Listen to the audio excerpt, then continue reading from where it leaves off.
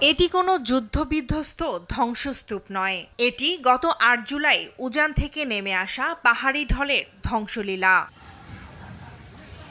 ফেনীর পরশুরাম উপজেলার চিথলিয়া ইউনিয়নের উত্তর ধনিকুণ্ডা গ্রামের ধোপাবাড়ির মনোরঞ্জন দাসের ছেলে বিমল দাস ২ লাখ টাকা ঋণ করে বানিয়েছিলেন স্বপ্নের ঘর। বন্যার স্রোতের প্রবল বেগে তার ঘরটিও মিশে গেছে মাটির সাথে। মা ছেলে মেয়েকে নিয়ে কোথায় মাথা গুঁজবে সে দুশ্চিন্তায় ঘুম নেই তাদের চোখে।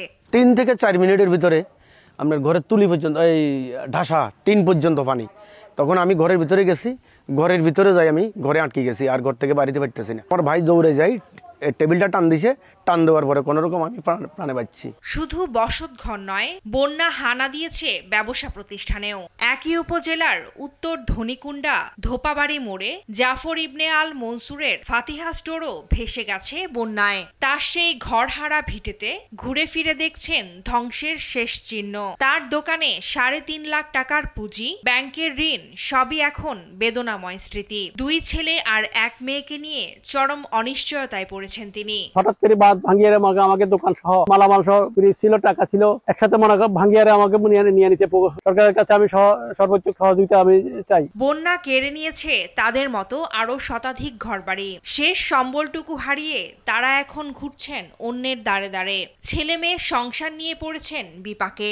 সরকারি সহায়তা নিয়ে ঘুরে দাঁড়ানোর প্রত্যাশা তাদের। সবকিছু নিজে বাবু, কিছু নাই, নিজে বাচ্চি যত ভালো, নিজের অত উঠে নিতে গো। আর নাতি নাই বেড়া আলাইগে দড়িতে আরে না যাবরে দড়িতেছি। আমি তো ডুবে গেছিলাম ঘরের ভিতরে। গত ২৪-এর বন্যায় আমাদের যে পরিস্থিতি হয়েছিল, যা তিলে তিলে একটু কিছু করছিলাম, এটাও বর্তমানে বন্যায় নিয়ে গেছে। এখন আসলে আমাদের পরিস্থিতি খুবই খারাপ। আমরা ভালোভাবে আবেদন জানাচ্ছি, টেকসই বেরিবার চাই। আসলে আমরা ত্রাণও চাই না, ত্রাণ দিয়ে আমরা কি করব? ঘর রাখি গেছি, দুয়ার রাখি গেছি, সব কিছু রাখি গেছি, ৮০টা দেখি এদের সব কিছু ভাঙা। এক কাপড়ে কোনোরকম জামটা বাঁচাইছি, পথে ২ বার পানিতে এটা গেছি, কোনোরকম গাছটা দড়ি আমরা বাঁচছিলাম। এই অবস্থা আমাদের আছে, আমাদের আর কিছুই নাই।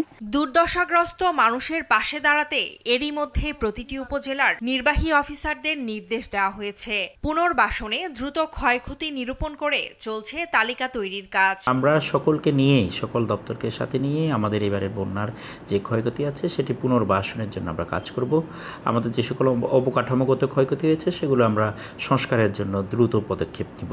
গত ৯ বছরে ফুলগাজী পরশুরামের মুহুরী, কহুয়া ও সিলোনিয়া নদীর ১২৮ কিলোমিটার বাঁধ ভেঙেছে ১৯৪টি স্থানে। ফারজানা আফরোজ টুম্পা, নিউজ ডেস্ক, দেশ টিভি।